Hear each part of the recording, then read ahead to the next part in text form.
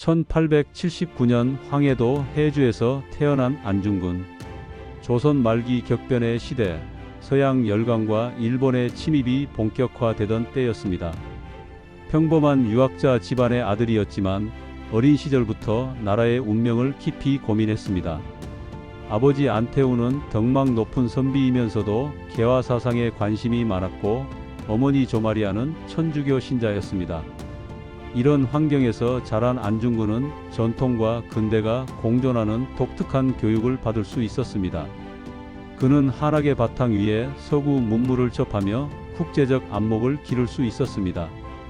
1876년 강화도 조약을 시작으로 조선은 연이은 불평등 조약의 수렁에 빠져들었습니다. 1894년 청일전쟁, 1904년 러일전쟁이 조선 땅에서 벌어지며 조선은 열강의 각축장이 되어버렸습니다. 젊은 안중근의 눈에 비친 세상은 혼란 그 자체였고 그의 마음속에는 분노와 절망이 교차했습니다. 특히 1905년 을사늑약은 안중근에게 결정적인 전환점이 되었습니다. 일본이 대한제국의 외교권을 강탈하고 통감부를 설치하자 26세의 안중근은 나라가 이 지경에 이르렀는데도 우리는 무엇을 하고 있는가라며 자신의 일기에 절규했습니다. 이제 책만 읽고 말만 하며 하루하루를 보낼 수는 없었습니다. 그의 마음속에는 이미 행동에 대한 강렬한 의지가 불타오르고 있었습니다. 해주라는 변방에서 자랐지만 안중근의 시야는 결코 좁지 않았습니다. 그는 조선의 위기를 단순히 조선만의 문제가 아닌 동양 전체의 위기로 바라보았습니다. 서구 열강의 침입과 일본의 팽창주의가 동양의 평화를 위협하고 있다고 인식했던 것입니다. 이런 국제적 시각은 후에 그가 동양 평화론을 구상하는 중요한 밑바탕이 되었습니다. 어머니 조마리아의 영향으로 천주교 신앙을 받아들인 안중근은 토마스라는 세례명을 받았습니다. 천주교는 그에게 단순한 종교를 넘어서 새로운 사상과 국제적 안목을 열어주는 창구였습니다. 그는 영어와 러시아어를 익혔고 몽테스키웨의 법의 정신, 루소의 사회계약론 같은 서양 근대 사상서를 탐독했습니다. 교육에 대한 안중근의 신념은 남달랐습니다. 백성을 깨우치지 않고서는 나라를 구할 수 없다는 생각으로 고향에 사문학교를 설립했습니다. 이 학교에서는 한문과 함께 산수, 지리, 역사 등 신학문을 가르쳤습니다. 안중근은 직접 교단에 서서 학생들에게 공부하는 이유는 출세가 아니라 조선을 구하고 동양의 평화를 이루기 위해서라고 가르쳤습니다. 하지만 교육만으로는 한계가 있었습니다. 일본의 침략 의도가 노골화되고 친일 세력이 득세하는 것을 목격하며 안중근은 무력 투쟁의 필요성을 절감했습니다. 특히 1907년 헤이그 특사 사건 이후 고종이 강제 퇴위당하고 한일신협약이 체결되면서 대한제국은 사실상 일본의 식민지로 전락했습니다. 안중근은 점차 애국계몽운동에서 한 걸음 더 나아가 비밀결사 활동에 참여했습니다. 그는 뜻을 같이 하는 동지들과 함께 신민회에 가입했고 독립운동 자금 모금과 무기 구입, 동지 귀합 등 무력 투쟁을 위한 구체적인 준비에 들어갔습니다. 이제 말로는 안 된다. 행동으로 보여주어야 한다는 것이 그의 신념이었습니다. 1907년 정미 7조약으로 대한제국 군대가 강제 해산당하자 전국 각지에서 의병이 봉기했습니다. 안중근은 더 이상 망설일 수 없었습니다. 그는 교육운동가에서 무력투쟁가로 완전히 전환하기로 결심했습니다. 이제 그의 삶은 조선 독립이라는 하나의 목표를 향해 모든 것을 걸어야 하는 험난한 길로 접어들게 되었습니다. 1907년 8월 1일 대한제국 군대 해산령이 내려졌습니다. 이는 일제가 조선의 무력을 완전히 제거하려는 치밀한 계획의 일환이었습니다. 하지만 조선인들의 저항 의지는 꺾이지 않았습니다. 해산된 군인들과 의병들이 합세하여 전국 각지에서 무력 항일 투쟁이 벌어졌습니다. 28세의 안중근도 이 대열에 합류했습니다. 안중근은 고향인 황해도에서 의병활동을 시작했습니다. 그는 뛰어난 지도력과 교육받은 지식으로 금세 의병들 사이에서 지도자로 인정받았습니다. 그가 이끄는 의병부대는 단순한 게릴라가 아니라 체계적이고 조직적인 항일무장 투쟁을 펼쳤습니다. 안중근은 의병들에게 우리는 백성을 지키기 위해 싸우는 것이지 백성을 괴롭히기 위해 싸우는 것이 아니다라며 엄격한 군기를 세웠습니다. 의병장으로서 안중근이 보여준 리더십은 남달랐습니다. 그는 단순히 일본군과 싸우는 것이 아니라 조선 독립이라는 대의를 위해 싸우는 것이라고 의병들을 교육했습니다. 그의 부대는 무고한 백성들에게 피해를 주지 않았고 이 때문에 민중들의 지지를 받을 수 있었습니다. 하지만 현실의 벽은 높았습니다.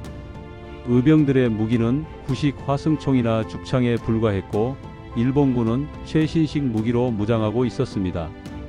더욱이 일본군은 조선인 밀정을 활용해 의병들의 동향을 파악했고 의병 토벌 작전에 조선인 경찰까지 동원했습니다. 같은 민족이 일제에 협력하여 의병을 토벌하는 모습을 보며 안중근은 분노와 슬픔을 동시에 느꼈습니다. 1년여의 의병활동 끝에 안중근은 한계를 절감했습니다. 많은 동지들이 전사하거나 체포되면서 의병활동 자체가 위축되었습니다. 1908년 안중근은 고민 끝에 동지들과 함께 만주로 망명길에 올랐습니다. 고향과 가족을 뒤로하고 낯선 땅으로 떠나는 것은 모든 것을 포기하는 것과 다름없었지만 더 큰 무대에서 더 효과적인 독립운동을 전개하겠다는 포부가 있었습니다. 만주에서의 생활은 안중근에게 새로운 깨달음을 주었습니다. 그는 이곳에서 일본 제국주의의 실체를 더욱 분명하게 파악할 수 있었습니다. 일본은 단순히 조선만을 침략하려는 것이 아니라 아시아 전체를 지배하려는 야심을 품고 있었습니다. 그리고 그 침략 정책의 핵심에는 바로 이토 히로부미가 있었습니다. 이토 히로부미는 일본의 초대 내각 총리 대신으로서 메이지 유신의 주역 중 한 명이었습니다. 그는 조선 침략의 설계자이기도 했습니다. 을사능약을 강요하고 초대 조선 통감이 되어 조선의 주권을 단계적으로 박탈해 나갔습니다. 안중근은 이토 히로부미야말로 동양 평화를 깨뜨리고 조선을 멸망시키려는 원흉이라고 규정했습니다. 안중근이 이토 히로부미에 대해 특히 분노했던 것은 그의 교활함 때문이었습니다. 이토는 표면적으로는 조선의 근대화를 도와주겠다고 하면서도 실제로는 조선의 자주성을 철저히 파괴했습니다. 조선의 내정을 간섭하고 친일 세력을 앞세워 조선인들끼리 분열시켰으며 조선의 전통 문화를 말살하고 일본식 문화를 강요했습니다. 1909년 들어 이토 히로부미의 활동은 더욱 활발해졌습니다. 그는 러시아와의 관계 개선을 통해 만주에서의 일본의 이익을 확대하려고 했고 동시에 조선 병합을 위한 마지막 단계 작업을 진행하고 있었습니다. 안중근은 이자를 제거하지 않으면 조선뿐만 아니라 동양 전체가 일본의 손아귀에 떨어질 것이라고 판단했습니다. 이토 히로부미가 러시아 재무대신과 회담을 위해 하얼빈을 방문한다는 소식을 들었을 때 안중근의 결심이 구체화되었습니다. 그는 이것이 하늘이 준 기회라고 생각했습니다. 안중근은 우덕순, 조도선과 함께 단지동맹을 결성하고 왼손 약지 1000마디를 잘라 혈서로 맹약했습니다. 대한독립이라는 네 글자를 새긴 태극기에 피로 서명하며 죽음을 각오한 맹세를 했습니다. 안중근에게 이 의거는 개인적 원한이 아닌 정의 실현이었습니다. 1909년 10월 26일 역사적인 날이 밝았습니다. 이날 오전 9시 이토 히로부미를 태운 기차가 하얼빈역에 도착했습니다. 러시아 재무대신과의 회담을 위해 방문한 이토는 러시아 의장대의 환영을 받으며 기차에서 내렸습니다. 그 순간 안중근은 군중 속에서 조용히 권총의 안전장치를 풀었습니다. 안중근은 후에 이렇게 회고했습니다. 그 순간 내 마음은 오히려 평온했다. 30년을 살면서 이보다 확신에 찬 순간은 없었다. 나는 조선의 독립과 동양의 평화를 위해 이 일을 하는 것이다. 그의 손은 떨리지 않았고 그의 눈빛은 흔들리지 않았습니다. 오전 9시 30분 이토 히로부미가 러시아 의장대를 사열하기 위해 플랫폼을 걸어가고 있었습니다. 바로 그때 안중근이 움직였습니다. 그는 군중을 해치고 이토에게 다가가 약 1.5m 거리에서 권총을 발사했습니다. 첫 번째 총성이 울렸고 이어서 두 번째, 세 번째 총성이 연달아 터졌습니다. 이토 히로부미는 그 자리에서 쓰러졌습니다. 총성과 함께 하얼빈역은 순식간에 아수라장이 되었습니다. 하지만 안중근은 당황하지 않았습니다. 그는 권총을 바닥에 던지고 양팔을 하늘 높이 들어 올리며 큰 소리로 외쳤습니다. 코레아 우라! 코레아 우라! 대한민국 만세! 이 외침은 30년간 일제의 억압에 짓눌려 살던 민족의 울분이 터져 나오는 것이었습니다. 안중근은 즉시 러시아 헌병들에게 체포되었습니다. 하지만 그의 표정은 의연했습니다. 오히려 미소까지 지었습니다. 그는 체포되면서도 나는 대한의군 참모중장 안중근이다라고 당당히 신분을 밝혔습니다. 그에게 이 의거는 개인적인 테러가 아니라 정당한 전투행위였기 때문입니다. 하얼빈 의거는 한 발의 총성으로 끝났지만 그 울림은 컸습니다. 그것은 일제에게는 조선민족이 결코 굴복하지 않는다는 경고였고 조선인들에게는 희망의 불씨였습니다. 체포된 안중근은 처음에 러시아 헌병대에 구금되었다가 일본 측의 요구로 여순 감옥으로 이송되었습니다. 일제는 안중근을 이곳에 가둠으로써 심리적 압박을 가하려 했지만 안중근의 정신은 오히려 더욱 강해졌습니다. 감옥에서의 안중근은 의외의 모습을 보였습니다. 일제가 기대했던 것처럼 위축되거나 후회하는 모습을 전혀 보이지 않았습니다. 오히려 당당하고 의연한 태도로 일관했습니다. 그는 자신이 한 일이 범죄가 아니라 정의로운 행동이었다고 확신했기 때문입니다.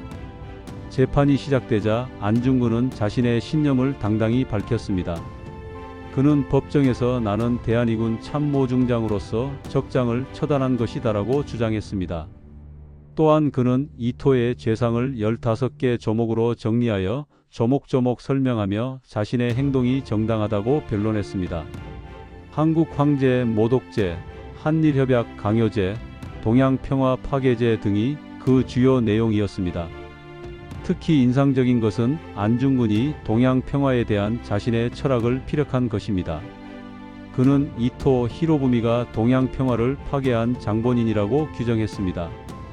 일본이 조선과 중국을 침략하여 동양의 균형을 깨뜨렸고 이것이 결국 동양 전체에 불행을 가져올 것이라고 주장했습니다. 옥중에서 안중근이 가장 심혈을 기울인 것은 동양평화론의 지필이었습니다. 이 책에서 그는 자신의 정치 철학과 동양평화에 대한 비전을 체계적으로 정리했습니다. 한국, 중국, 일본이 대등한 관계에서 협력하여 서구 열강에 맞서야 한다는 것이 그의 기본 구상이었습니다. 이는 당시로서는 매우 진보적이고 현실적인 사고였습니다. 감옥에서도 매일 기도를 게을리하지 않았고 천주교 신부들과의 면담을 통해 정신적 안정을 찾았습니다. 그는 자신의 행동이 기독교 정신에 위배되지 않는다고 확신했습니다. 불의에 맞서 정의를 실현하는 것이야말로 진정한 신앙이라고 생각했기 때문입니다. 1910년 2월 14일 여순지방법원에서 안중근에 대한 사형 판결이 내려졌습니다. 예상된 결과였지만 안중근은 담담히 판결을 받아들였습니다. 그는 이미 의거를 할 때부터 죽음을 각오했기 때문입니다.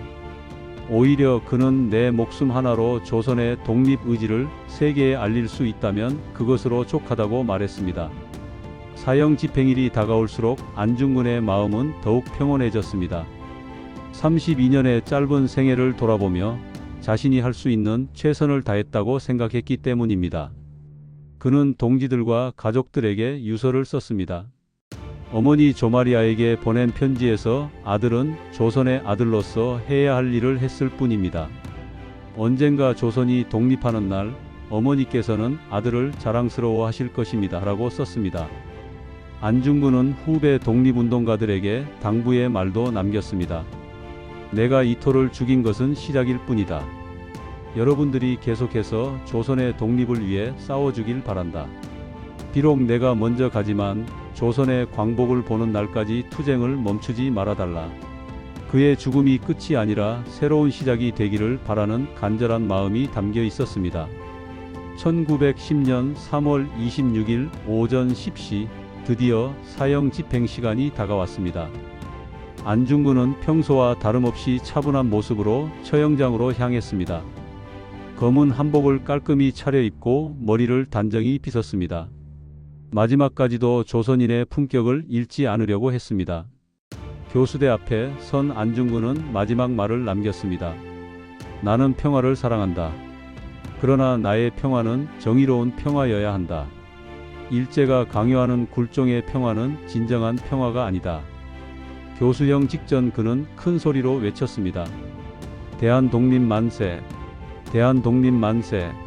대한독립 만세! 하얼빈에서 외쳤던 코레아, 우라의 메아리가 마지막 순간까지 이어진 것입니다. 그의 마지막 유언은 나라를 되찾고 자유를 회복한 뒤에야 내 유해를 고국 땅에 옮겨다오였습니다. 32세 안중근의 장엄한 최후였습니다. 안중근의 순국 이후 그의 이름은 조선인들의 마음속에 영원히 새겨졌습니다. 일제는 안중근을 테러리스트로 매도하려 했지만 조선인들은 그를 민족의 영웅으로 기억했습니다. 그의 의거는 단순한 복수가 아니라 정의의 실현이었고 그의 죽음은 패배가 아니라 승리였습니다. 하얼빈 의거가 한국 독립운동에 미친 영향은 실로 컸습니다. 그의 용기 있는 행동은 절망에 빠져 있던 민족에게 희망을 주었습니다. 우리도 할 수 있다는 자신감을 심어주었고 일본이 결코 무적이 아니다라는 것을 보여주었습니다. 이후 독립운동가들은 안중근을 롤모델로 삼아 더욱 치열하게 항일투쟁을 전개했습니다. 특히 안중근의 동양평화론은 단순한 민족주의를 넘어서는 국제적 사고의 전형을 보여주었습니다. 그는 조선의 독립이 단지 조선만을 위한 것이 아니라 동양 전체의 평화를 위한 것이라고 생각했습니다. 일본의 침략주의가 동양의 균형을 깨뜨리고 있으며 이를 견제하지 않으면 동양 전체가 위험에 빠질 것이라고 예견했습니다. 안중근의 인간적 면모도 후세 사람들에게 큰 감동을 주었습니다. 그는 결코 맹목적인 복수기가 아니었습니다. 깊은 교양과 넓은 식견을 바탕으로 한 합리적 판단과 행동을 보여주었습니다. 또한 마지막까지 원수인 일본인들조차 감화시킬 정도의 인격적 완성도를 보여주었습니다. 광복 이후 대한민국에서 안중근은 국민적 영웅으로 추앙받게 되었습니다. 서울 남산에는 안중근 의사 기념관이 건립되었고 전국 곳곳에 그의 동상이 세워졌습니다. 매년 10월 26일은 안중근 의거일로 기념되고 있으며 현재 중국 하얼빈에는 안중근 의사 기념관이 건립되어 있습니다.